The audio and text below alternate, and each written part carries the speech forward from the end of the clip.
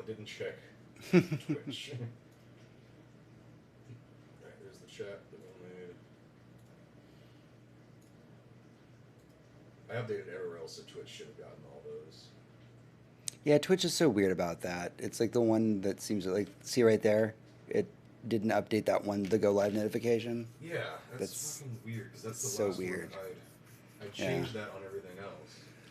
The only thing I can think is that they just don't allow for that particular box to be changed in their API. Yeah, I don't know. They let the title be changed, but they don't let the go live notification be changed in their API. I mean, I don't know. I'm not, like, you know, head of API for Twitch, but it would make sense. Oh, man. That's super actually hard. Okay, never mind. I don't care about subscriber streams. Thank you. We're not that people. I'm still mad at fucking Twitch. They fucking let that dipshit back in. They should have like been like, no, 6 months. You're not at least 6 months. Either permanent ban or 6 months. Like well, 6 months at the minimum. There's not a lot of 2 stuff weeks. still up in the air about that because he's not talking about it. They think there's a lot of legal stuff that's going on in the background. Yeah, like everybody that was in there could sue the living shit out of him. Yeah. And I really hope that they do. Yeah. All right. Where's the? There is where we are. Oh, excellent. And it says live. Okay. And according Good. to this, we're definitely live. Yep. You can see the thing. So that's good. The camera's definitely watching us. And I move this every single week. That's wide enough. Come on. Let me make sure my phone sound is off. Lord. Oh, I actually did bring I need to plug my phone in anyway. Okay.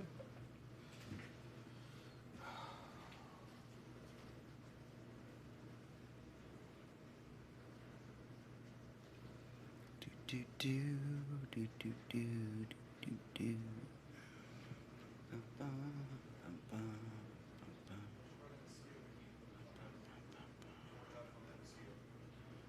Please find the mosquito killer.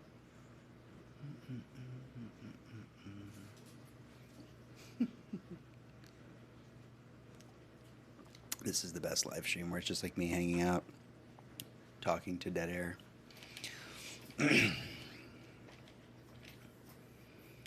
Okay. Boop, boop, boop, boop, boop. Currently cold. All right. Ready to rock and roll? Yeah, let's see if I like this beer or not. I think you got it last time, actually.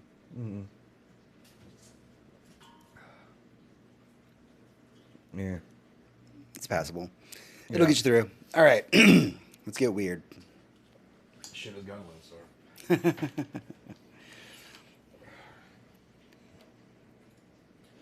Audio test, audio test, audio test. All right. Hey, adventurers. Welcome to the show. This is my audio test. 1, 2, 3.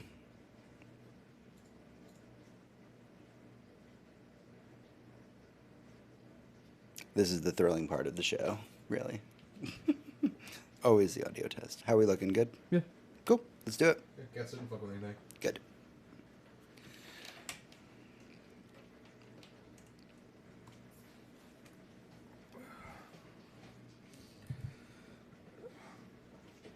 I'm not used to this chair. I know. It is a different chair that I'm used to.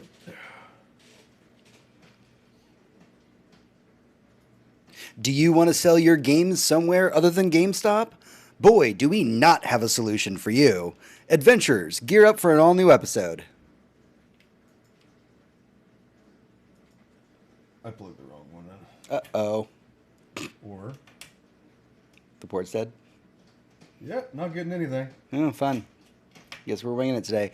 Twitch will have to tell us if it sounds good then, because I guess we're having a audio issue with the headphones. I mean, all the levels look good. Everything's Yeah, no, fine. it sounded fine whenever I listened to it over there. Yeah, everything looks And the good. green one's the headphone one, right? Did you have to reauthorize anything for chat? No, I guess not. No. Weird. Okay. No, this is like I straight up can't hear this line, Interesting. and nothing happened. Do we sound all right to you, Brooklyn? Yeah, he says he hears this just fine, so... might be Yeah, good no, to I go. can see that, like, it's the mixer showing up. So Yeah. and that's currently set as the mixer, but it's the I'm not hearing Right. anything Interesting. in this. We may just have to wing it this week. Okay, I can hear left. Okay. Okay, I can hear. Or I can hear right, rather. But that's the main out. Right. It's always something, guys. It always is.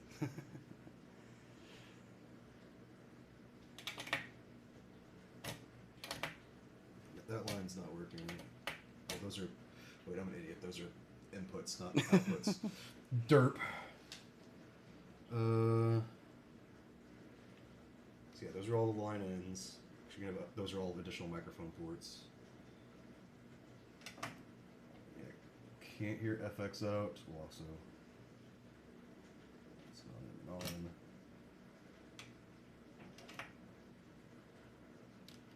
I promise it gets better from here. Absolutely. Well, I can hear that now. Okay. So maybe that button got pushed. Okay, cool. Because I can totally hear the headphones now. Okay, great. Maybe it's just that button. It's another button the damn cat's probably pushed. They didn't fuck with the other bit, the level, but they Yeah. totally pushed the button where I can't hear out of the fucking headphones. Okay, perfect. Aside from chat weirdly not showing up in the thing over there. But other than that, I guess we're good. Let me. we were already like, crap, we have to go to the grocery store real quick. We were going to be like running a little bit behind when we started the show. We didn't expect, everything to just stop functioning right now. Like, we figured we'll just go home, we'll refresh some things, we'll be good for the show. Nothing else can really go wrong. Oh, no. Literally everything will go wrong when you're trying to do a live show.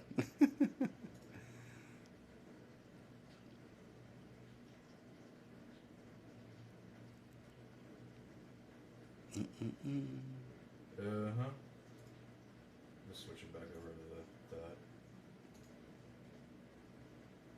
Waiting for the broadcast. Okay, there we go.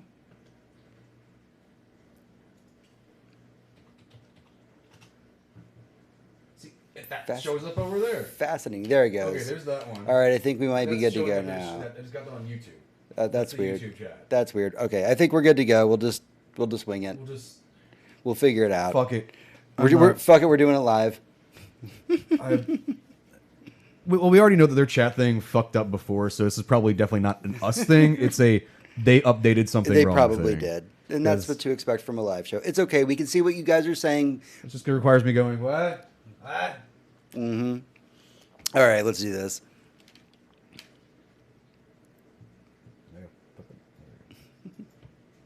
Greetings, adventurers, and welcome to the show. We are the Surly Nerd, your one-stop shop for geek news that might have flown under your radar over the last week.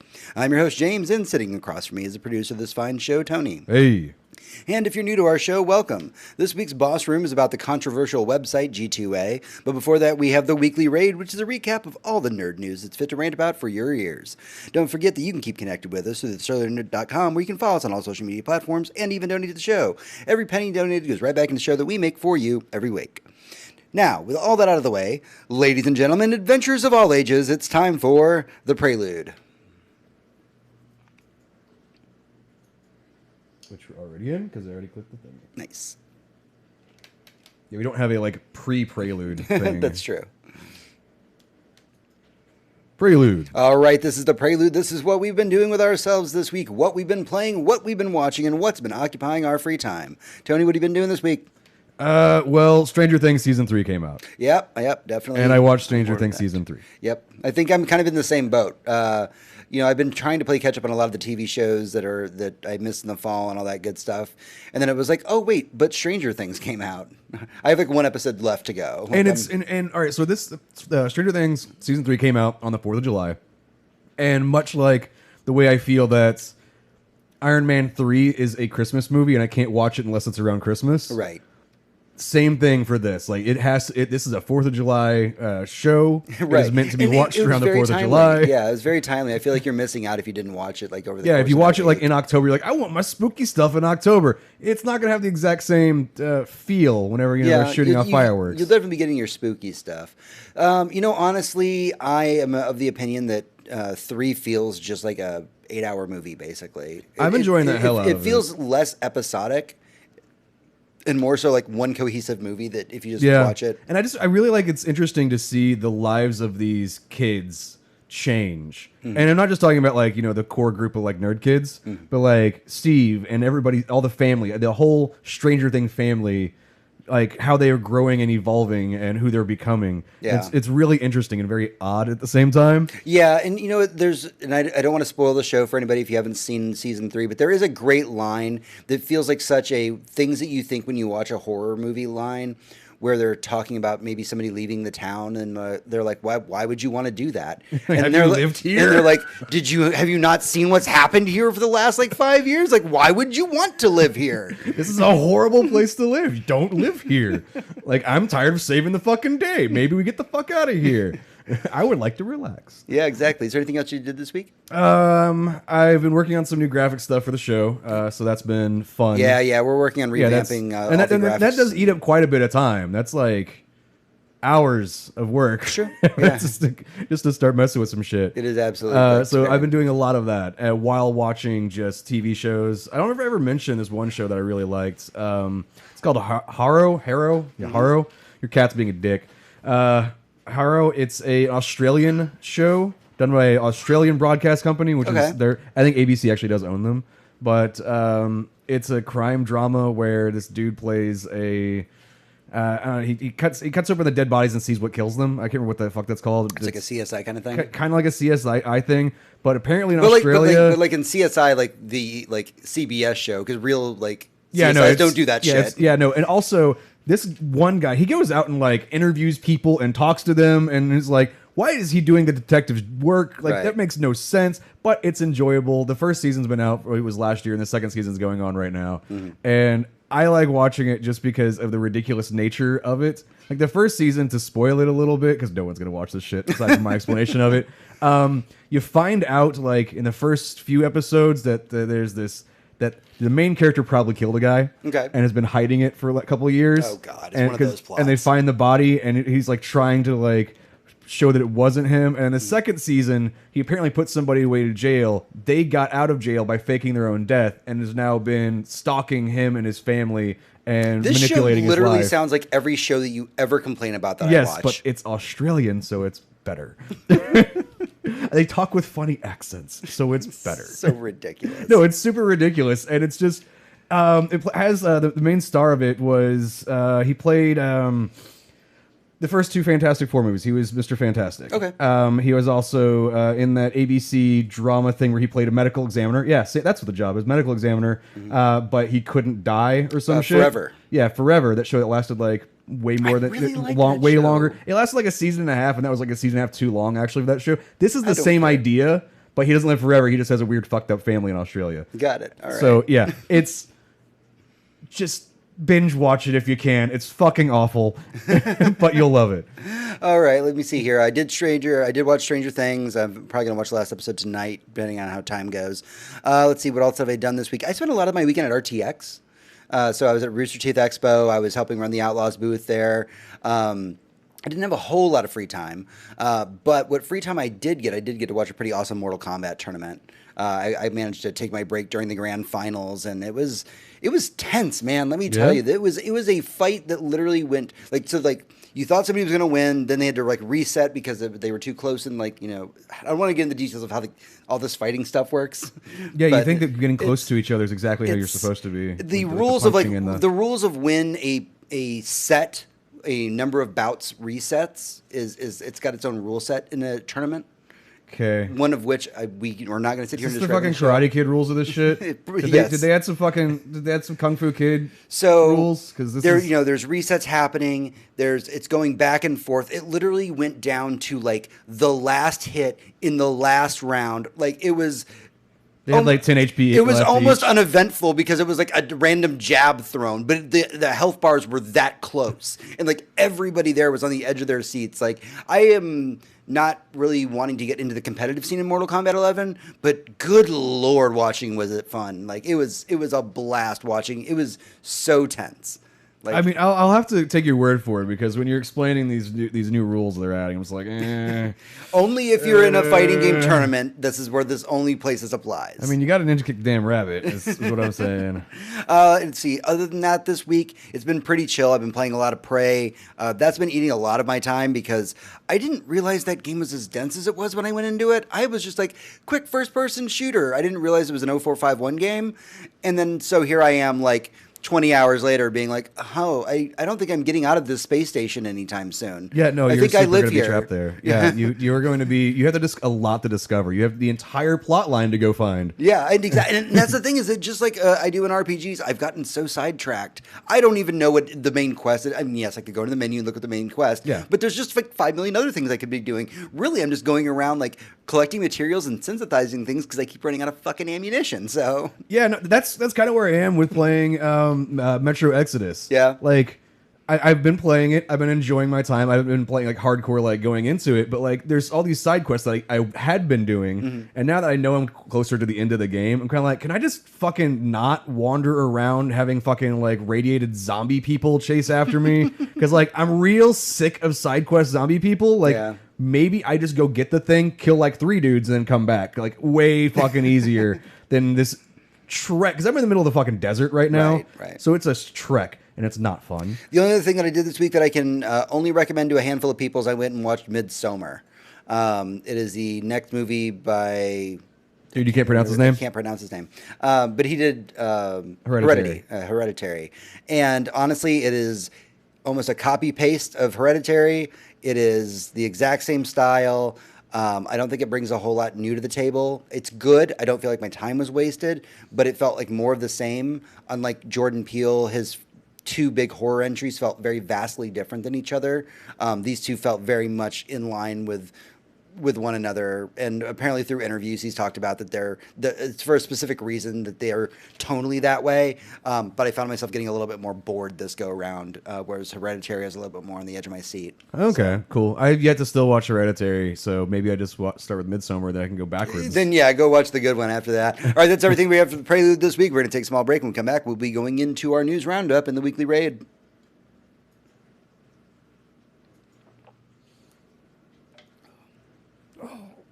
Jabs are the most important move in fighting game tournaments. Why is the fucking chat all of a sudden started working? I don't know. Don't acknowledge its existence, or else it'll break again. That's how these things work. I don't understand things. I know, Tony. Technology's hard, isn't it? It doesn't work, and then it started working, but we didn't do anything. Yeah. That's not how technology works. That's how magic works. Maybe it's magic. It's not magic. It's broken. Hey, how's it going? What's up? All right, Time for the... I had to click this thing first because I haven't set those as buttons yet. Yeah. There we go. Now that's switched. There we go.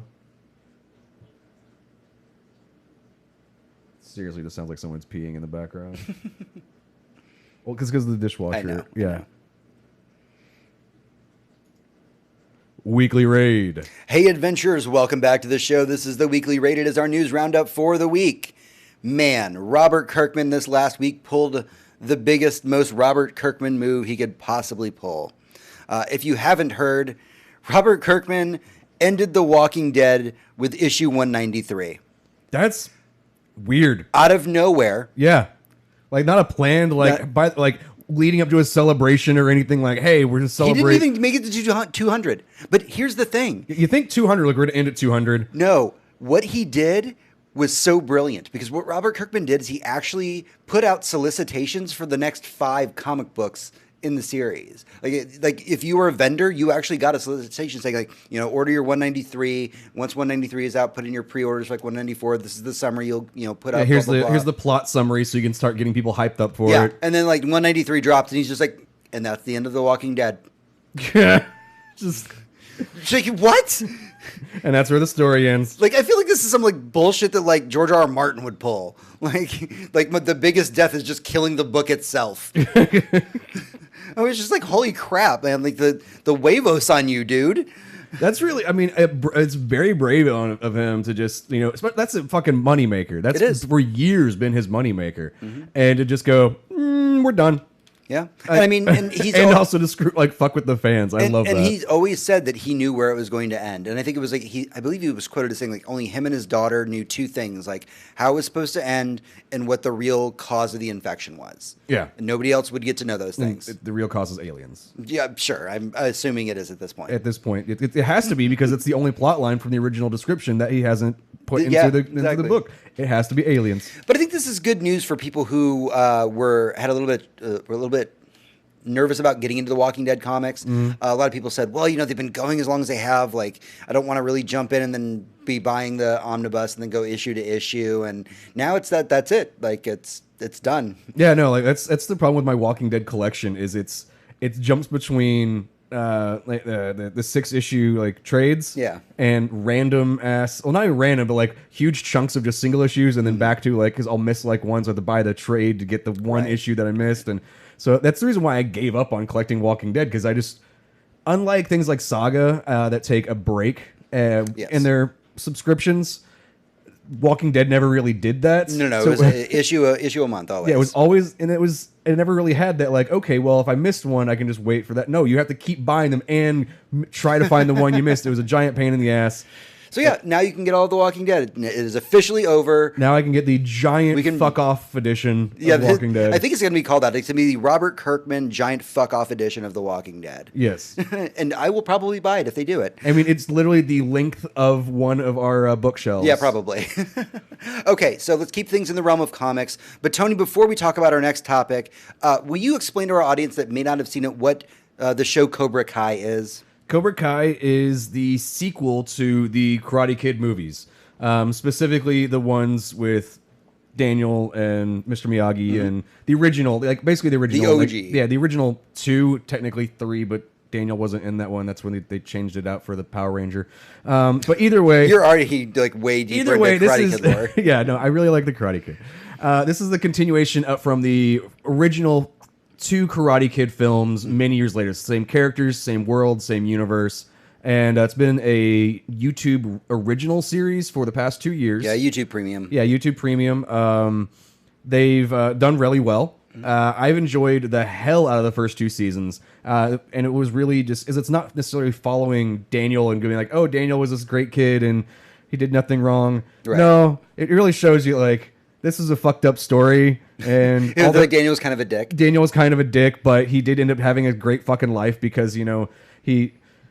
Miyagi fucking fixed his fucking head, like beat his head in and made him like learn to be a nice guy or some shit. But he's also not a nice guy. And then you get it's the whole story much later, and their kids are involved now. Okay, and that follows their kids, and so it's a sequel of sorts. It's a sequel of sorts, continuation, really. But many years later. Very popular show. Yeah, I know. Enough. Like, when they first announced they're doing one season, I was like, cool. If it's awesome, we'll get one season. That'll be great. And then they're like, it did great. We're giving it a second season. And it's done well enough that it's getting its own tie-in comic book series. That is awesome because I need more Cobra Kai. So what you're going to be getting with this is, and I feel like you're going to love this. So the Cobra Kai comic book is going to be set in the original Karate Kid movie trilogy, but shown through the other side. Okay. So instead of getting Daniel's story, yeah, you get everybody else's story. Okay, so that's the proof that Daniel Johnny Lawrence. Yeah, you get Johnny's side of the story. Mm-hmm. Which he's the I mean, like, he was kind of a dick in high school. Like, Johnny was, because he was like the big fish in the small pond thing. Right. And then Daniel shows up. Daniel shows up at being a dick. Mm. Like, there was a whole episode of How I Met Your Mother about why Johnny was right. And if you actually look at the story, Johnny was right the whole fucking time. And Daniel showed up just being a fucking dick. You went really deep for that reference. You're like, let me tell you about this episode of How I Met Your Mother. Yeah, no, because it's the one time in pop culture that's been brought up previously. And everybody kind of went, wait, fuck, he's right. And that's where the show continues on as well. It's where Johnny's life went to shit. I mean, of his own making, but right. And a little bit outside influence. It's like, which is it the person or the community that creates the serial killer kind of idea. But either way, I'm happy that I get more Cobra Kai. I was just. Are you going to be buying this issue to issue? There's a good chance. I was actually just thinking the other day, like, how I wanted to get like the Cobra Kai headband for no reason, other the fact that I just want one. Right. And I didn't bother looking it up. I just kind of had a thought. And I was like, I really want one of those. Yeah, feel free to donate to the show to get Tony a Cobra Kai headband, obviously. Because I need that in my life. All right, so out of the world of video games, we found out actually like just a couple days ago that there's going to be an Arkham collection. Yeah. This is like one of those worst kept secrets in like video games. Like there was a leak for this like 6 months ago, and we're like, it could happen, it might not. It's more like, when is this finally coming out? Like, Right. we know you're going to do this. Come on and do it already. Yeah, so here's the long and short of it. It's called the Arkham Collection. It's going to include the 3 Arkham games. It is not counting Arkham Origins. That is not included. That is not one of the Rocksteady games, which is why it's not included. Okay. I liked Arkham Origins personally, by the way, but I can see why people didn't love it because it wasn't Rocksteady. It wasn't as polished. It was still fucking good. Like it was the same combat system. Like it was a lovely game. Hey, we had a fantastic if time. nerds are good at one thing, it's bitching incessantly about something that doesn't matter at all. Exactly. I mean, our show is completely based on that. So, but it's pretty cool because we're going to be getting those 3 games together, and they're going to be putting in some extra stuff there. Like there was a Earth 2 Dark Knight skin that we never got in the in the U.S. Okay. It was a European Cool. release that's going to be on there. The only 2 games are going to be on the disc. The third one is going to have a code in it. Just like Arkham Knight's already digital, so they're just going to give you a code in there. Call it a day. Download it, whatever. Yeah, actually, I just bought Arkham Knight on the last PSN sale, and I was planning on playing that after I finished Horizon Zero Dawn. And they're like, oh well, this extra content's going to be given out for free when they re-release the game, and you'll be able to download it if you've bought Arkham Knight. And I'm like, I'll just wait for the extra content to show up. Isn't Arkham Knight part of the Game Pass subscription as well? It probably is. Because I've actually never played any of the Arkham series. Oh man, this is the collection for you, man. Mostly because I didn't know what fucking order I was supposed to play them in because it's all fucking clustery. Like it doesn't make any fucking sense. This trilogy is the trilogy. Like this is start to finish. Start with Arkham Asylum. Because I was like, when you do a thing called Arkham Origins, maybe I start there because it has the word origin in it. Sure. And you could, but a lot of people would say don't because it's not made by Rocksteady and it doesn't feel the same as the other games. It's Can I just play Arkham Knight because it's on Game Pass? And I've got absolutely. That? So I've played both Arkham Asylum and Arkham City, and I believe that those games stand on their own. Okay, but like I have yet to actually finish a Metro game, and I'm like nearly in the end of Metro Exodus, and I figured out the fucking story. Like they explain it pretty well in the first 5 minutes. I didn't really need to play the other ones. It's aliens. Yeah, well, no. Not in this case. It's nuclear holocaust. Well, yes, everything in Metro is nuclear holocaust. Good lord! But I do really enjoy the Metro games, and I'm looking forward to playing Exodus now that I know it's on Game Pass. I actually just picked up Game Pass myself, and it's just been in such a fantabulous little creation. Yeah, no, like converting that shit over for $1. I was like, yes, please. And then finding out that like whenever it ends. Like, whenever your Game Pass subscription ends, you can just be like, no, I can just go back to having regular Xbox Live. I can just buy another, year's worth of that and not have to deal with Game Pass if you don't like it, if you don't use it or whatever. I love that Brooklyn in the chats, you play them in the order of the release date. He's going like Star Wars with this. Watch the original trilogy before you watch 1, 2, and 3. All right, let's jump over real quick. Just food for all of your brains. I know some of us were a little bit nervous about this. I have the answers that you've all been seeking right here in front of me right now. It is official. Scary Stories to Tell in the Dark is going to be a PG-13 movie. Okay. I mean, it's fine. We did not have a rating for a long time. We didn't know what was going to be going on with originally I said I wanted it rated R because I wanted it made for me. Right. But then I was like, maybe I want it PG because I want kids to get into it so they can have the horror movie for kids. Mm-hmm. PG-13 kind of feels acceptable, I guess. Right. So Del Toro kind of came out and he said, look, we wanted to make a family adventure. I want this, and this is his quote, I want this to be a nice family horror film. Yeah. He's like, I'm referencing the original material. It needs to have that same amount of scares to it, but still be kid accessible, which is why I don't think there's any blood in the movie. Yeah, no, the before young adult titles were called that, Scary Stories to Tell was young adult. Like when you went to the Scholastic Book Fair, because that was a thing. I think it might still be. I don't fucking know. I hope it is. Why can't we just do that? Like, why can't we just bookshops show up at my office and be like, hey, want to buy some books? Like, read the thing and get your parent to sign a fucking thing, and you can just buy some books. No, I just so very awkward when you're in your 30s and they're asking you to tell your parent to fill out a form. Yeah, no, it's very odd. Like, what kind of books are you buying at that point? But Well, and that's the thing is whenever you had to be a certain age to get the scary stories to tell in the dark ones because they're like these are not meant for the younger kids. You got to be slightly older to get them, or just have the kid in one kid in your class has been held back 5 times. I don't know about that place that you guys came from in Arkansas, but here in Texas, we just let kids buy those books. Okay, I was Missouri, and it was a Catholic school. Fucking hell, I got a cat again. Well, yes, I can see at a Catholic school they might have a little bit more of a problem with those books just randomly showing up in the halls. But I think PG-13 is a perfect fit for this film, and I feel like it hits all the right notes. It'll be able to be scary enough, but it'll still be a family film like he's been wanting it to be. Yeah, and I'm glad that we're finally reaching a point in our society where we're accepting that we can have things like, younger kid or family-based horror films. And we can have R-rated adult superhero stories. Yes, like we don't have to have everything feel like it should fit into this generic mold of what a 1980s society said you should be part of. Right. Like we can have a variety of storytelling. We can have a variety of films to enjoy, different types of books for different types of audiences. Like maybe the internet didn't. Maybe the internet did a couple good things about. Maybe the internet did a good job. Internet, you did a couple of good things. It's only a couple of good things. They did a lot of evil. There's so much evil. So from many the internet. bad things.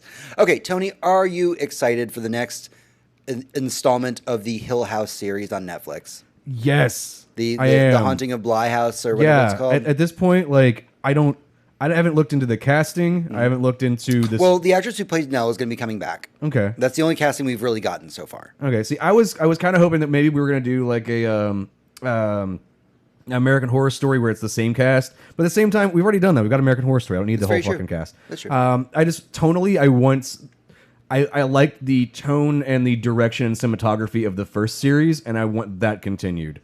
I want that aspect, that level of creepiness, kind of be brought over. To be brought over, yeah, because like that's one of the things that I love watching Haunting of Hill House again, like 3 times. I think I've seen it 3 or 4 times now. Is seeing all of the hidden ghosts that are inside of it, and noticing more and more of them every fucking single time. Like my favorite one was the one where like I came out. I think y'all were like 1 episode ahead of me, and I walked out and was like, the fucking statue moves, and y'all are like, what? And I'm like, the fucking statue just moved and you didn't fucking notice it. Like it changed cameras and the head fucking moved. And then like it was just there's so much subtlety in the Haunting of Hill House. Like, I love that shit. And I'm looking forward to Haunting of Bly House, and I think they're going to really carry a lot of that over because those are the things that resonated with the viewers. Those are the things that kept people talking because nobody knew about this show dropping. Like when Haunting of Hill House came out, they kind of just dropped it on Netflix. There was like a trailer like, it was like here's go with this God. Weird here's like a horror story that we're telling, and we're like, okay. And then we jumped into it, you're like, oh fuck, this is some crazy shit. And I knew about it because I watched The Haunting and I watched the original Haunting of Hill House, and I was like, okay, so we're just gonna retell that story. That'll be, I guess, okay. And then they were like, hey, yeah, we're retelling it all right. Like we're just gonna take that story and kick it to the curb. Yeah, we're gonna like take that story, we're gonna put it through a shredder, like dunk it in some water, and then like put it next to a salad and then maybe see what happens from there. Like that's the closest it's gonna get. Like it's a your analogy was literally all the fuck over the place. It was, but that's exactly what they did with the show. And I feel like that was the strength of the show though, that Netflix dropped it on there and they waited for the word of mouth. And the word of mouth ramped up so quickly because people who wanted to see horror at that time, it was around Halloween, jumped in, watched it, and said, holy shit, like this is like what great like cinematic horror like on TV should be. All right, so we're getting the next one. Is it coming out this October? So Haunting of Bly House, we don't have a date for, but the more exciting news than that is that we are getting Haunting of Bly House, of course. But the team behind Haunting of Hill House is actually going to be putting out a new horror series called Midnight Mass. Okay. So it's the original creators that worked on Haunting of Hill House. It's going to be a 7-episode series. It's about a isolated island community where like all these kind of miraculous events start happening, and also like really dark shit starts happening when a like very charismatic priest comes onto the island. So that sounds like you're combining like Lovecraft and like Stephen King together. A little bit. Like you're getting the island thing, and like this, like there's a quiet, tiny island town in New England. Yeah, and you're like, but then. So think about swamp monsters. So the big thing to think about here is that when you talk about Haunting of Hill House and Haunting of Bly House, they have obvious reference material that they are pulling from. Mm-hmm. Like the Haunting of Bly House is taken from a horror book. Yeah, these are novels that have been out for a very long time. They've been done to death, and it's them going, well, we're gonna take the rough premise of this and again, put it through a shredder and salad or whatever the fuck you said earlier. Like, so this is that team, but getting to make their own original horror show. All right, so is this Netflix as well? Netflix as well. Nice. They were just like, so we do we have any idea when this is coming out? Basically, I need it's like weirdly Stranger Things got me in these I need fucking summer horror shit. Yeah, I know. Summer horror is so good, isn't it? And I'm like, when? When now? Is now? Because I need now. I know, like between going and seeing Midsommar and then like watching Stranger Things, I'm like, yes, where's all my summer horror? Please give me more of it. But I love the fact this is an original concept that they're going to be doing. But we also found out, it was talked about earlier this year, but the people who did Haunting a Hill House did sign a multi-year deal with Netflix. Like they're in it. Oh, yeah. They are in it to win it and make all the horror they can for Netflix. And good Lord, I'm on board. See, that's how Netflix is keeping their shit alive right now. I mean, yeah, they're like, oh well, they lost Marvel and Disney stuff, and you're like, yeah, but they've signed so many creators to extended contracts for multiple series, not just like come on and make one season. It's more like, hey, you did really good on that ABC series, here, make 7 new ones, whatever the fuck you want. We don't care. Like the Duffer Brothers who made Stranger Things, they're like, yeah, I'm glad you're making Stranger Things, also do you want to make some other stuff for us? Yeah, there's the I was pointing out, there's the creator that did the ABC shows, did like How to Get Away with Murder and all that stuff. Shonda Rhimes. Yeah, Shonda Rhimes has what, like 5 series contract with multiple seasons. Like they're trying talked about ages ago. They're just like trying to pull her out of ABC. They're like, just come work for us, man. We will give you all of the money. No, they already have. Like once all the ABC shit's wrapping up, and like they have Grays. All right, that's what they got. Yeah, they have that left. Oh, and I think How to Get Away with Murder is still on. For some reason, that's still a thing that people watch. I don't know.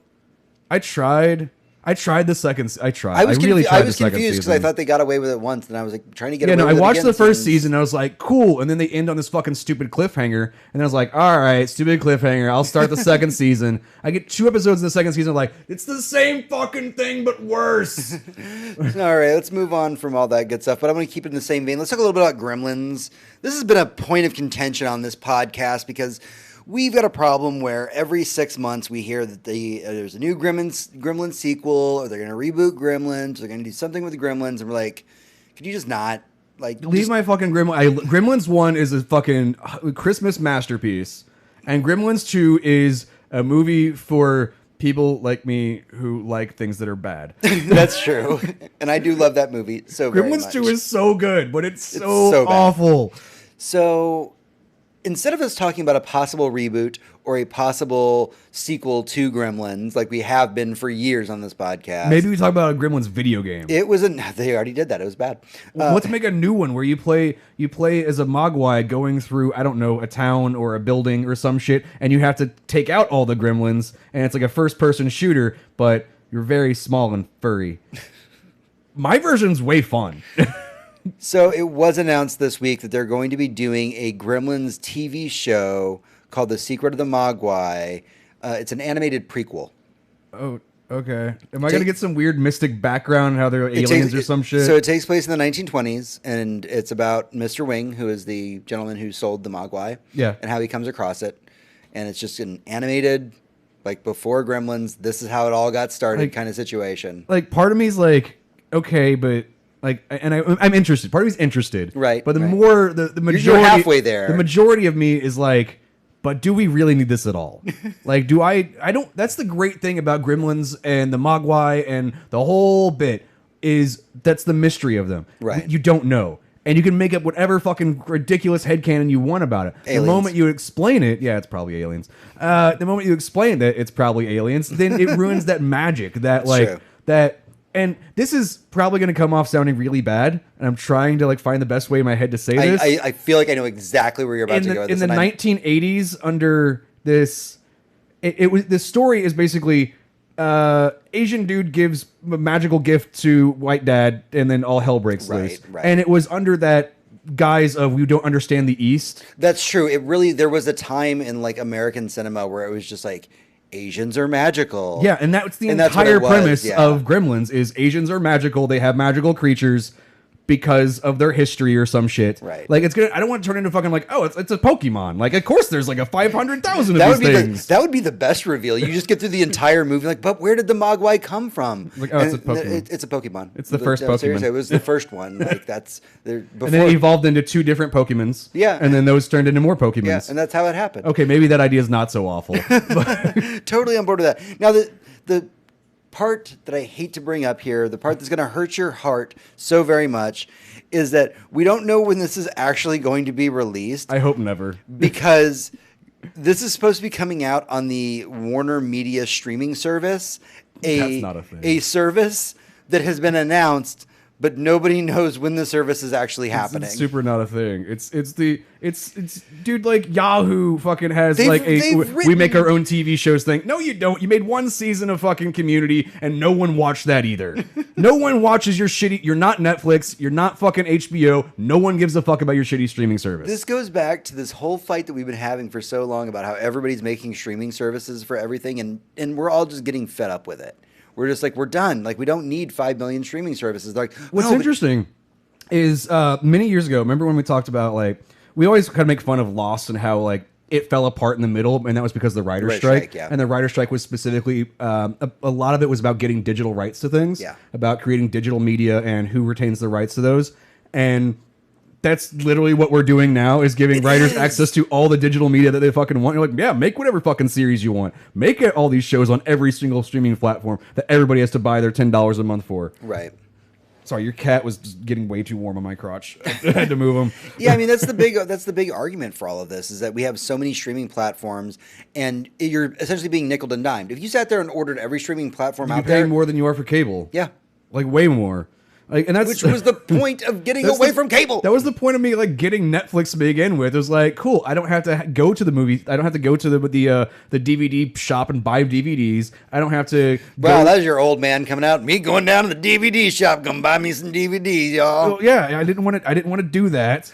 And I also didn't want to rent them from the local Blockbuster or Hollywood Video. And dating yourself. And neither of those are around anymore. Because Netflix came in and said, yeah, we'll just send you that shit. And they're like, oh, wait, you have the internet. We'll just literally send you that shit instantly. And it's like, cool, I want all of these things.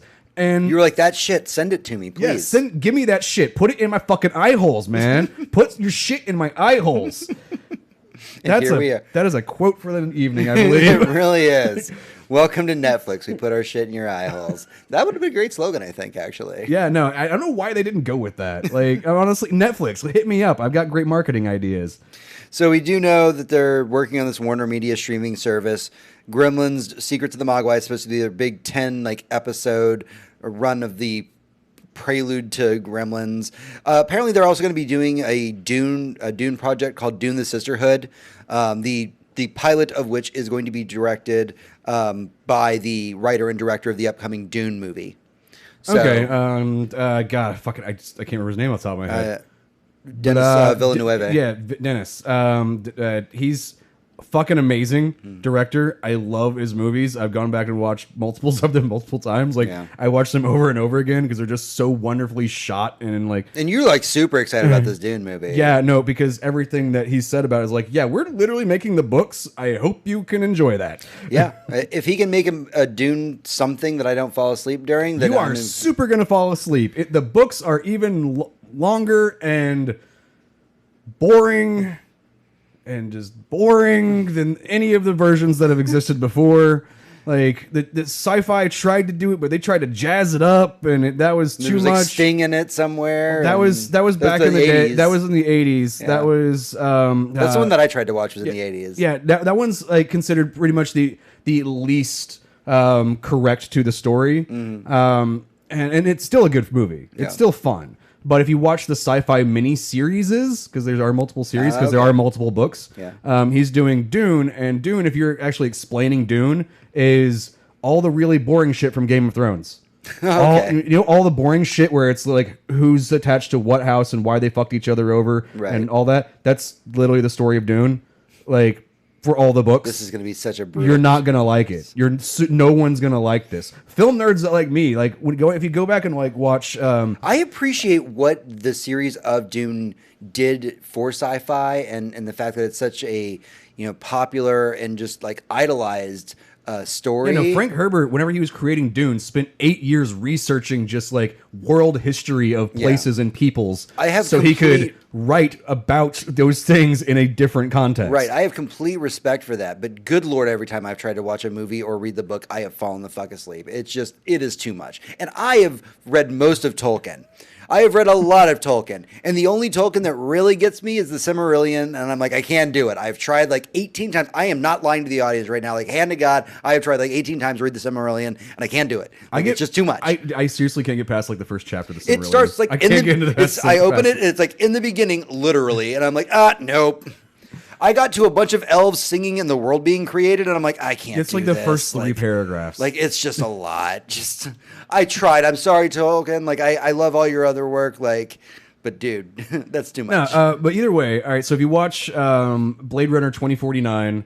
I think that's the right. Hector will correct me if I was wrong, and I think I got it right this time. I kept saying it wrong all week. Yeah, so. And you said it wrong, which fucked me up. So I'm like, oh, that's the right way now, apparently, because I'm not paying attention. By the end of the week, I was just like Blade Runner 2077. That's just where we are now. Yeah, that's what fucked me up is because I kept thinking about Cyberpunk. But Blade Runner, if you just watch Blade Runner and watch The Arrival. Those two films, and you're like, yes, I want this man to give me more science fiction. Sure. Just the cinematography, the world building he does in his shots, he's able to and really creation, and then just the dialogue, the character depth and development you get through such small amounts of dialogue is very important, especially if you're talking about something like Dune, where you don't talk a lot. It's more about inflections. Yeah. And I mean, what he managed to do with Blade Runner, I didn't think that I wanted another Blade Runner movie until I saw his Blade Runner movie. Then I was like, oh, fuck, I do want more of this. This is good. Like, yeah, no, fucking... and I think you might like Dune. Like, I'm all on board. It's going to take a lot to get me to like Dune, dude. If he does like a 7-hour movie version of Dune. Now, mind you, I'm way on board. I mean, I give things a shot, all right? Like, I am that guy. I gave the original Blade Runner 3 times before I liked it. And I finally turned around on it. I liked it. I watched Prometheus like 18 times. Still did not come around on that. Still think it's a bad movie. You're still wrong. It's still a bad movie. It's the best of the non-alien movies. But I'm willing to give Dune this version of Dune a so shot. what we're gonna do is when the movie comes out, we're gonna go to our We're gonna Intaro a Dune. We're gonna go to our Alamo Draft House, and we're not gonna go early in the we're not gonna go early in the day when we're half asleep still. We're not gonna go late at night when we're half asleep. We're gonna go like at noon. We're gonna go middle of the day, and we're also giving you like 3 Red Bulls. We're making it where you can't fucking fall asleep. But can I also drink with those Red Bulls?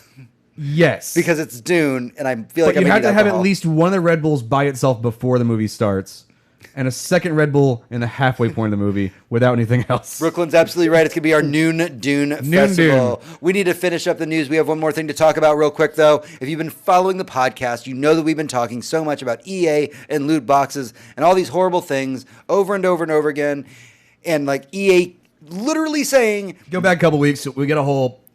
Boss room EA about said, it. we are not giving you loot boxes. We're giving you surprise mechanics in your video games. The internet's made so many great memes about that. To which we did an entire episode devoted to that. Go back a couple. But I shit you not, the icing on the shit cake for EA was this week. The EA came out and actually said, one of the heads of EA came out and said that they are struggling with the fact that they are perceived as just a bunch of bad guys. It's like the marketing team for the Nazis be like, wait, we're the bad guys? Hans, do you think that we're the bad guys? Like, yeah, you are. You super are. Like, and he's like trying to get pity out of this. He's like, you guys don't understand. Like, we're a AAA studio and we're expecting to always we gotta develop and publish all these fucking games from all these different teams, and we gotta make money somehow. No, guys. hold on, listen to this quote.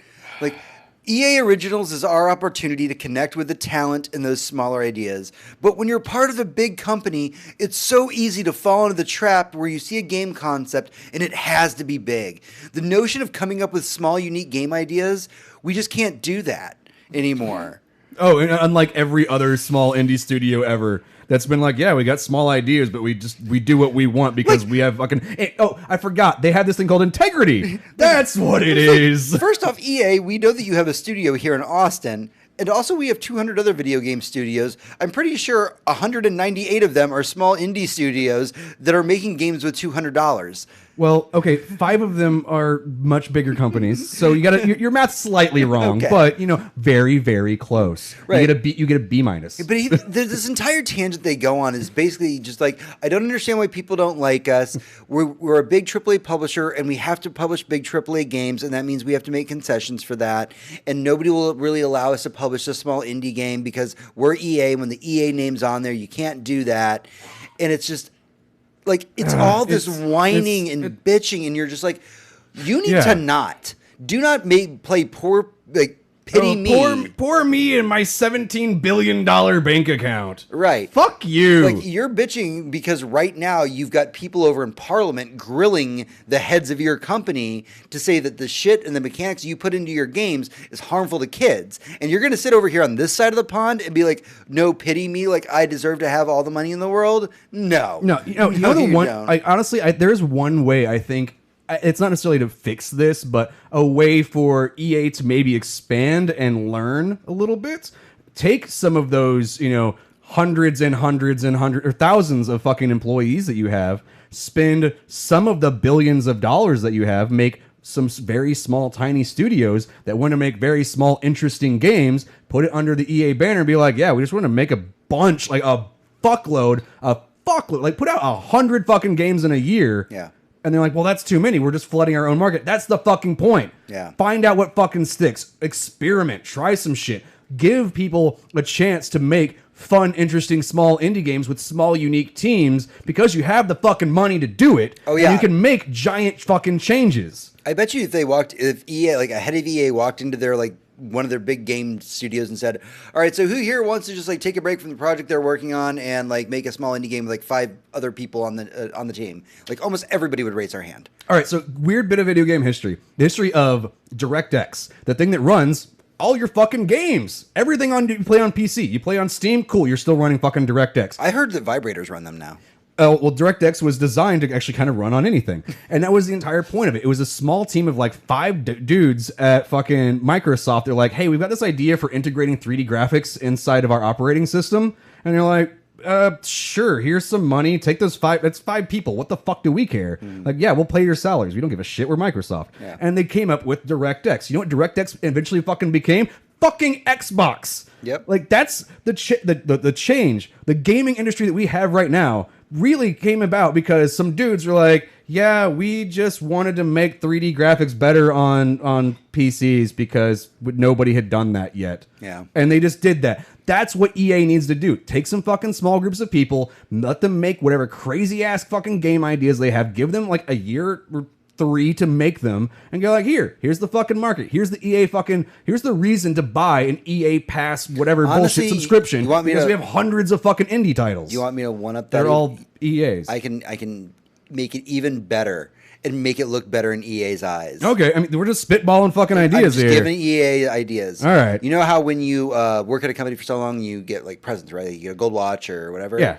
Let's say you put in 5 years work time at EA. Your 5-year like anniversary is you get to basically make a small team and make an indie game.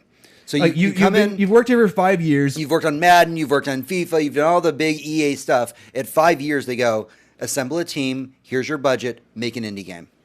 I mean, that would work, but depending on what your job role was, on if you Sure. were the ability to do that, like there's ways to figure out how to do this. Yeah, like But- EA's got enough money to figure it out. Exactly. They've got EA money to figure it out. But I'm like, you're 5 years. But either way, but we're both saying the same fucking thing here: is spend a shitload of that money you've been making off of your fucking FIFAs and how you've been fucking fans over on your pay to win mechanics and your fucking shit boxes. Fucking maybe make some fucking cool, interesting titles made by small teams that people actually fucking want to play that don't include fucking pay to win mechanics or fucking shit boxes. And maybe people won't perceive you as the bad guys anymore. Maybe then you won't be. Maybe. All right, I'm done with this. That's everything that we have for the news this week. We're going to take a small break. When we come back, we'll be going into our main topic for the podcast in the boss room. just need to grab a drink. Yeah, I need to grab. Will you grab me one? Yeah, you got it. Yeah, I need to move this around, save it. Doop-a-doop. Oh, if you're still around, we did talk about. Well, we've randomly talked about Dark Crystal for a while now. Mostly in that I don't believe it exists, and I don't believe it exists because I have been teased with. We're on 218. 318. As I meant 318. Yeah. 318. Nope, that's not the right number. 318. Save. Mostly because I've been teased with fucking Dark Crystal for like my entire fucking life, and I don't believe that any version of it's ever going to exist until I fucking see it. And I refuse to watch any trailers because you know what? Netflix could go under in the next month, and it doesn't exist. So we don't fucking know. You know what? Fucking. We're not a political podcast. We're not currently recording the podcast. Fucking Trump could go fucking Trumpity Trump and fucking blow up some shit, and I don't get to fucking see it because it's a fucking nuclear wasteland and it doesn't fucking exist. So why am I getting my fucking hopes up about something that could literally not happen within my lifetime? There's a trailer. It exists. Just no. Again, that's getting my hopes up. That's like all the fucking one sheets that they put out, all the fucking puppet tests they put out over the years. You know what happens whenever I see those? Nothing, because they all go away. You're just not going to watch it. I will watch it when it airs. Until then, it does not exist. That's fantastic. I love it. Oh, there's like a 100% chance that we're having a nuclear war before I get to see this show, so I don't want to get my hopes up, okay? Yeah, absolutely. All right. Why would I be excited for something and then go, oh, but wait, I'm dead and a zombie now? This is gonna be fun for me. This is going to be a weird topic to talk about, so I hope you guys kind of strap in. I'm going to try and educate everybody about the topic first, and then we'll just talk about it as a whole. We're going to be talking about G2A. It's a site where one can purchase video game licenses. We're going to be diving a little bit into the shadiness of the practice, some of the things that they've been doing that have been popping up in the news as early as as I was working on the news for the show. There's some really shady stuff going on there. And the big problem with it is that they own like major esports teams and shit like that. It's crazy. We'll jump into it all here. It's a lot to kind of break down. Show us where on the Dark Crystal did they touch you? It's easy where the Dark Crystal. Show us where on the Dark Crystal do they touch you. On the tip. Well, it's on that little sliver piece that you have to put back in so it activates the Dark Crystal again. Because if you watch the fucking movie... Sorry, some of us really like the Dark Crystal. All right, let's talk about... G2A. Yeah. I guess. Boss Room. Hey, adventurers, welcome back to the show. This is the Boss Room. It is our main talking point for the podcast. Sometimes related to the news, sometimes not. One of the things I really love about doing this show is that sometimes we get to be a bit educational. Honestly, I've always felt that if you've come away from our podcast having at least learned like one thing, if you just learned something, we've done our jobs right. So this week... Every new listener does learn that we are assholes. That is true. They do learn So that. Every single time somebody new listens to us, they do learn something. So this week we're going to talk about something that some of you might be unfamiliar with, and that's G2A. So as we jump into this, I'm going to give you guys the boring Wikipedia description. G2A is a global digital marketplace that specializes in gaming products. It is headquartered in Hong Kong, but has offices in various countries. The main product offering is game key codes to platforms such as Steam, Origin, and Xbox. All right, so that's the wiki version of it. Yeah, basically, it's a place to buy digital game codes, right? Right. It's a place to buy digital game codes, and say you, Tony, have an extra Destiny code.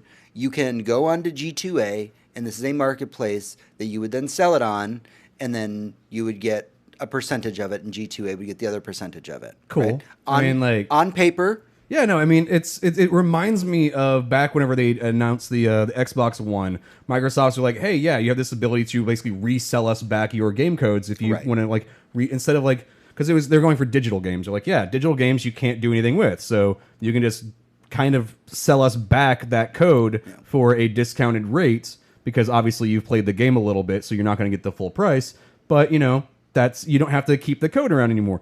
That didn't go anywhere because everybody got in a kerfuffle, but then you had places like this show up all of a sudden. Right. So on the surface, everything kind of seems on the up and up. People can kind of go and sell off the keys that they don't need, pocket some cash. Yeah. But the problem is when you start really looking behind the curtain as to what's going on. So kind of for starters, do note that no developer makes a dime off of these keys that are being sold off of this website.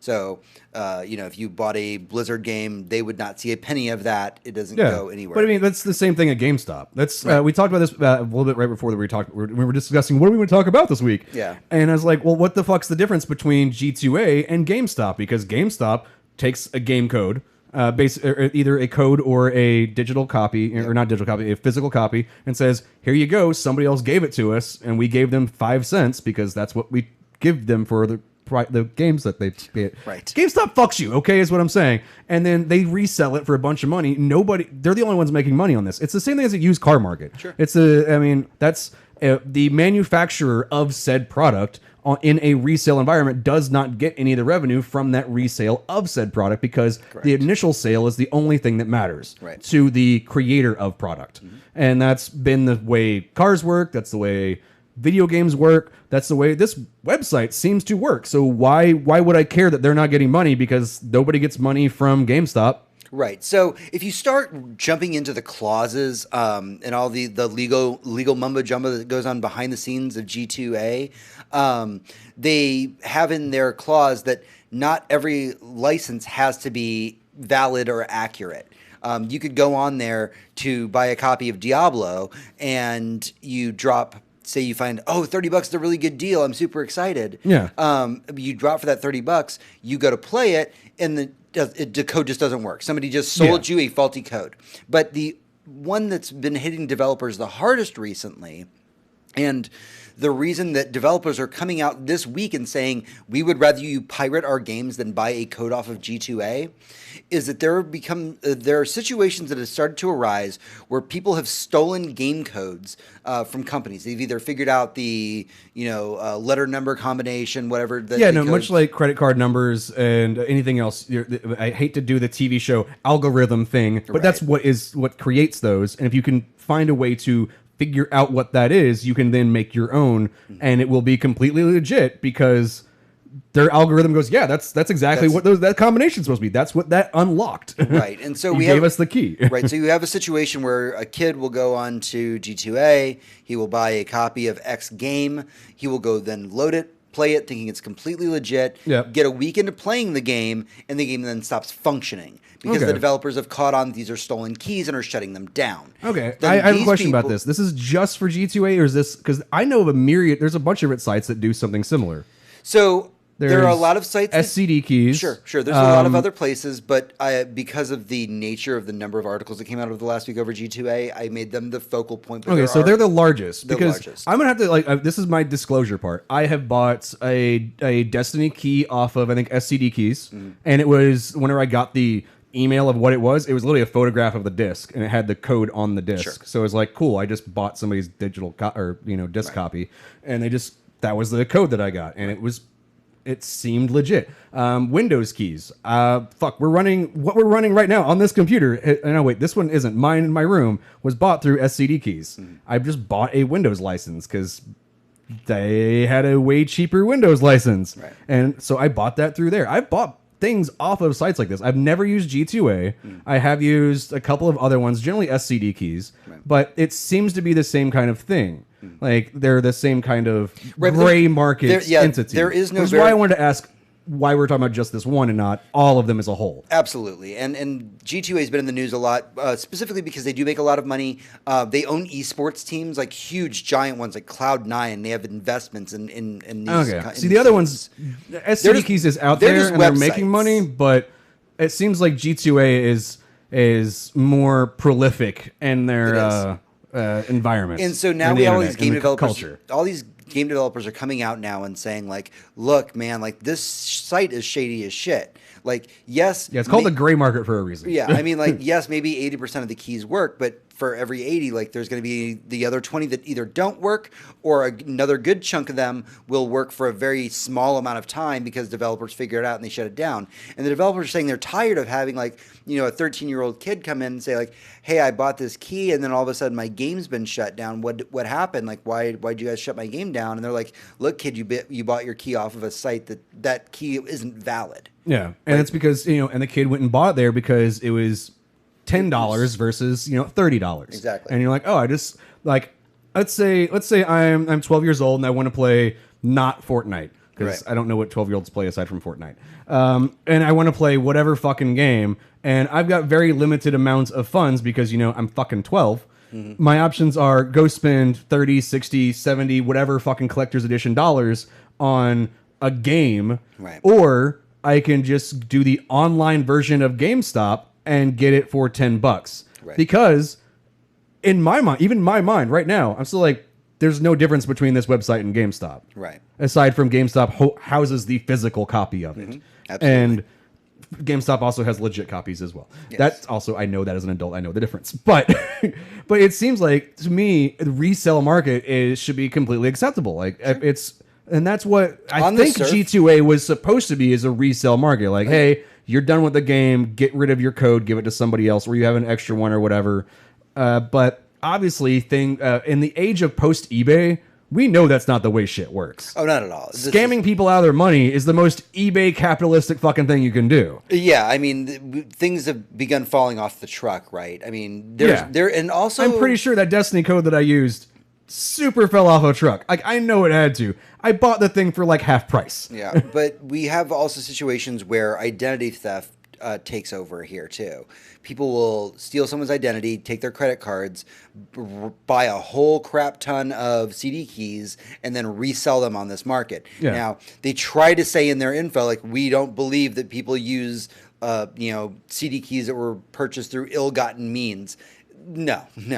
Like, people have been coming out of the woodwork recently and being like, no, we know that most of these are stolen codes. Yeah. Like, they straight up, like... And not necessarily maybe fell off a truck, but someone's bank account got emptied and we acquired a lot of them. Right. And that begins the problem where, when the identity theft stuff happens, you're like, oh, well, the developers get paid for that. But yes, but then the moment that somebody says... You stole my identity. You stole my identity. All that goes away. So it's like going like, hey, Bethesda, it's really cool that you put Skyrim out on this thing, but someone bought 17,000 copies of it with my credit card. Why the fuck did you let this happen? Right. And it turns into the developer's problem and not your bank's problem or your problem for not keeping your credit card information safe, which is also just use PayPal because... Or there's a website that gives you temporary credit cards and you can use that and it stops... personal theft because they limit. There are ways around the idea of this, but you know what? You can't stop a 12-year-old from grabbing his mom's card, putting the fucking name and numbers in, and going like, "Well, done with that," and getting a fucking key. So yeah, there are a lot of issues here. So while on the surface it seems like a great idea, more and more problems are popping up like this that are creating issues not just for like credit card companies, but for the game developers who have to take their time, money, and resources and investigating every single one of these things that pop up. And these sources all tie back to G2A. Now, with that in mind, I want to point out that while I was working on this article today, like I was working on all the research for this to be our main topic, I had already had it picked out. I was getting all the other news together, and like an hour before I was about to hit share link with everybody else on the podcast to read the show notes for the week, a new article came out earlier today where somebody who works at G2A wrote a journalistic piece. I'm using air quotes here. Yeah, for those who aren't watching us on twitch.tv/SlayerNerd live Monday about 7:30 Central, James did air quotes. Yes. So this article was sent out to all of these journalists and said, could you please publish this, but do not mark it as this is an advertisement. This is a solicited. It's a sponsored ad, which actually contradicts U.S. law because anytime you are paid to promote an item, this is actually, if you watch YouTube things where it says this is like it says sponsored with like in video or whatever, or sponsorship in video, it's because you have to disclose someone paid me to make this content, right? And if G2A is saying like, hey, we're not going to pay you, but this is our news that we're putting out there. That's separate. That is their statement. But if they're being like, hey, we will pay you to make this, but don't say that we paid you, that's actually illegal. So this is the quote they got that these writers, these game journalists got in their email today with this article. It said, "We have written an unbiased article about how selling stolen keys on gaming marketplaces is pretty much impossible, and we want to publish it on your website without being marked as sponsored or marked as an associated with G2A. It is transparent and just review of the problem of stolen keys and how they're being resold." Cool. So, Everything about this is shady. yeah, cool. No, like let's not let that. We're not going to do that. Honestly, why didn't had I done a little bit more research, my answer for this episode would have been like, yes, we will totally say that they did not sponsor us to talk about this. They totally gave us money, and then we just read the article and then talk about what the fuck we want. What about how it's evil? That's how you fuck them over. They give you the money, and then you fuck them over. Well, the journalists did the right thing the moment this email hit. They did the right thing. My ways of being like, fuck you, pay me. But exposing this for what it is very important, and that's journalistic integrity. And I applaud that the people that did get this said, "Hey, no, we're not going to do that. In fact, we're going to show people what you just sent us because that's fucked up." And I get G2A's point of view on this. Like, you have to understand, they are a company and they are trying to make money, and they are not, much like eBay, involved in the individual seller's business. They don't care how the individual sellers got their shit. The individual seller says, "Hey, I got keys for X game.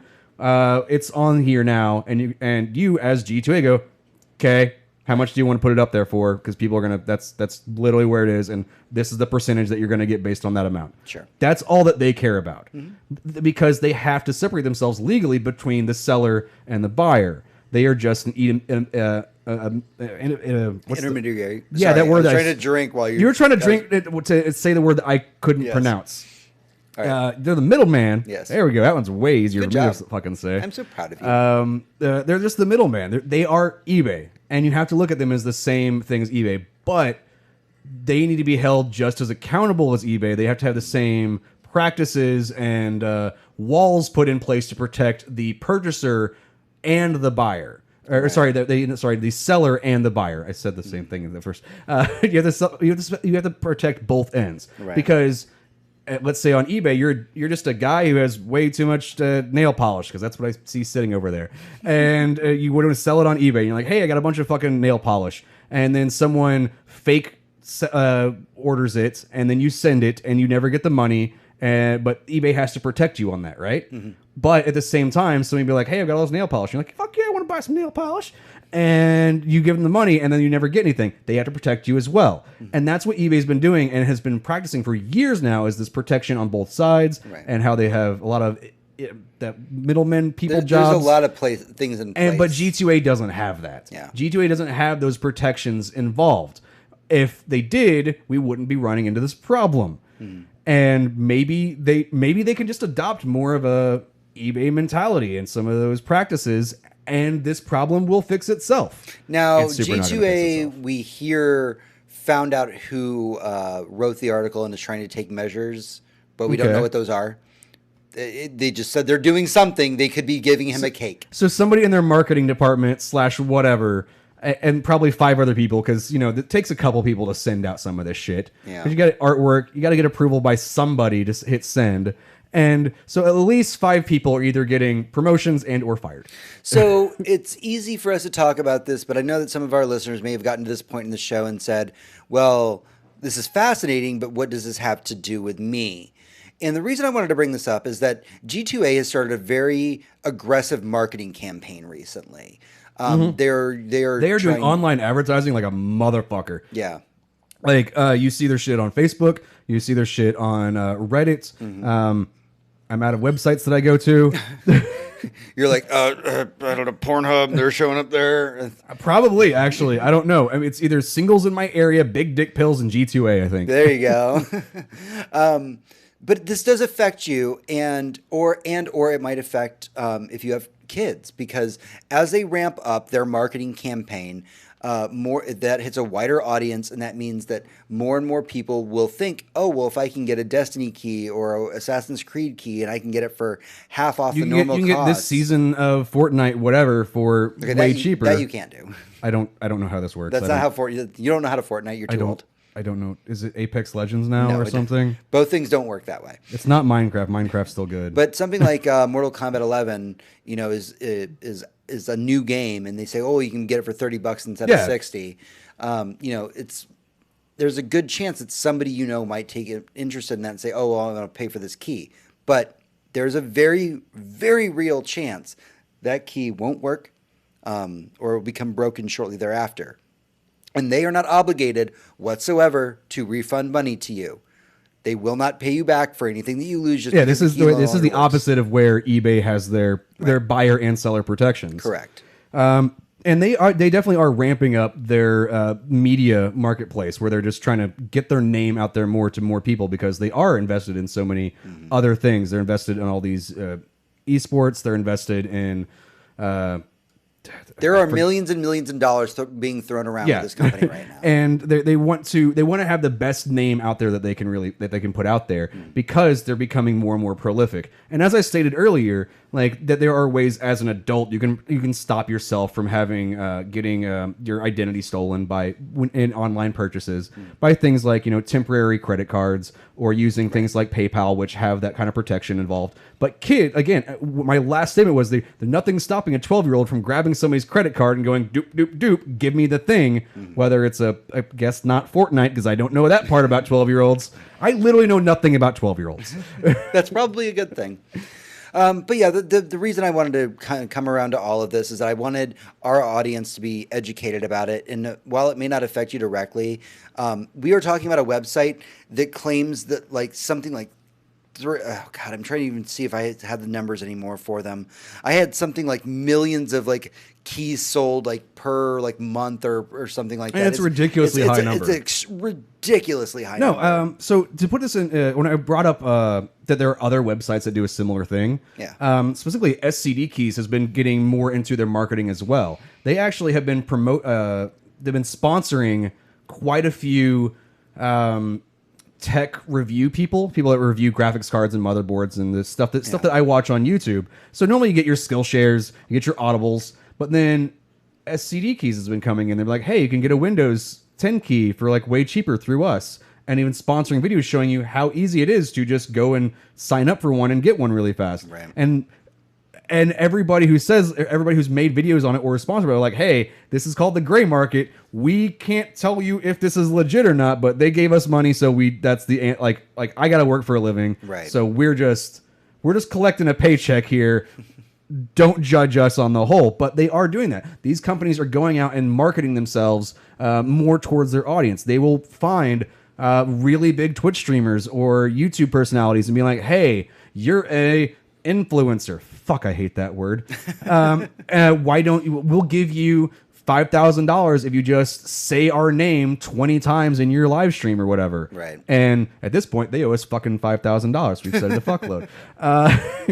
And that's where they're heading towards. Get their name out there more.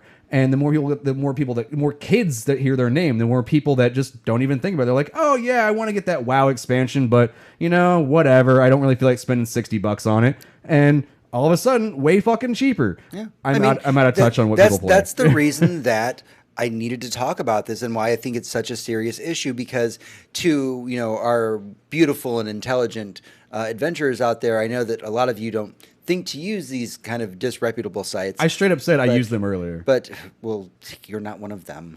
I'm an idiot.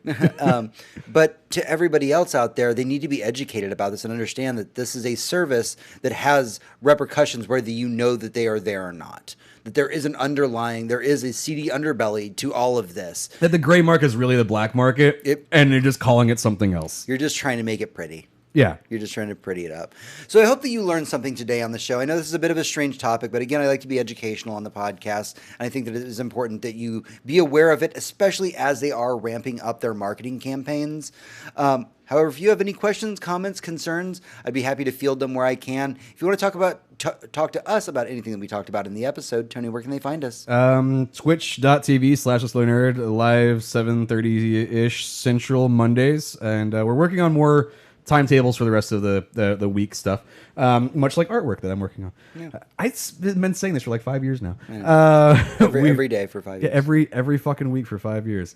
Facebook.com/TheSurlyNerd. Do that Facebook bullshit. Do Twitter's @TheSurlyNerd. Info@thesurly.com is our email address. Surly.com is our website. Donate on there. Donate on Twitch. Donate whatever the fuck. I don't know. We'll give you, if you just send us like a message on any of those and want our address, you can literally send us whatever you want. It could literally be boxes of shit. It could just be salami. Cool. Then we'll play Hide the Salami. Whoa. Yeah. I didn't even think we were going to go there with it. Yeah. And we do have a Patreon. Thank you, Brooklyn. We have a Patreon. So far, we haven't even signed up for our own Patreon. We're not even giving ourselves money. So if anybody would like to be our first, de-virginize our Patreon, our link is in the show description as you see this on your podcast provider. Give us a rating, a review, thumbs up, a star. I don't know. If you want to put that thumb real far in our butt, we'll enjoy the fuck out of it. All right, that's everything we have for the show this week. Until next week, for Tony, this is James. For James, this is Tony. Adventurers, good night. And good game. I went off the rails there for a little bit. It did, but it's all right. We always go off the rails. Yeah, it's fine. It's been a while. I enjoyed this one. It was good. It was an important topic. I really do feel like it's an important topic. topic. Not favorite. It's like not even top 10 favorite, but definitely had fun. Yeah, I had fun doing this one. I liked being educational. I like helping people make being swarmy. I was definitely being swarmy tonight. Yeah, a little bit. Well, thank you everyone for showing up and hanging out with us. It was a weird episode, I know. But yeah, I'm gonna go do some menagerie grinding because. Whoa! I don't think you can say that on Twitch. I'm gonna grind the fuck out of a menagerie. You're gonna get banned. You can grind the menagerie not for one more day. Not on Twitch. After that, you only get one run at the menagerie. Rude. You only one time the menagerie. Rude. Yeah. You play way too much Destiny. I've actually been playing less Destiny. No, I've actively been playing less and less Destiny. I am bored. I'm only doing this because I have to use the exploit while I can. I need you to tell me when you're officially bored. That way I can go ahead and start playing it. Then I have to help you play it. No, I'm going to be playing the first half of it by myself just to get through the story. See, that's the thing is, I want to go back and play Destiny 1. Okay. I want to play the story. Right. I literally just straight up want to play the story. I just want to go through and be like, this is the fun story stuff. This is the fun whatever thing. And I want to have those moments and hear the music again and go back and have those experiences. The first time it's like your ghost wakes you up, reincarnates you and goes grab a fucking gun, go kill some aliens because you're getting shot at. Moon's haunted. Yeah, and I want to have that moon's haunted moment, when that wizard came from the moon. You're like, weird dialogue, but okay. Even though they fixed that dialogue, there is a random chance you get the original dialogue. They actually did put that in there. There's a couple places where Peter Dinklage's original dialogue in Destiny 1 will show back up, and that the moon's that wizard came from the moon is one of the lines. That's awesome. And he goes, oh, I'm sorry, I don't know what happened to my throat there. That's awesome. Or happened to my voice. There's a couple of places where it is a random, a super small RNG chance of getting this line of dialogue. And I fucking love that. Even Destiny 2 has these random lines of dialogue that if you get them, it's entirely hilarious, but they are very, very rare. And I want to go back and play that shit. All right, everybody. Thank you for tuning in this week. We really do appreciate it. I swear next week is going to be much more exciting. I promise. Maybe we'll have a healthy Hector. Yeah. Night, everybody.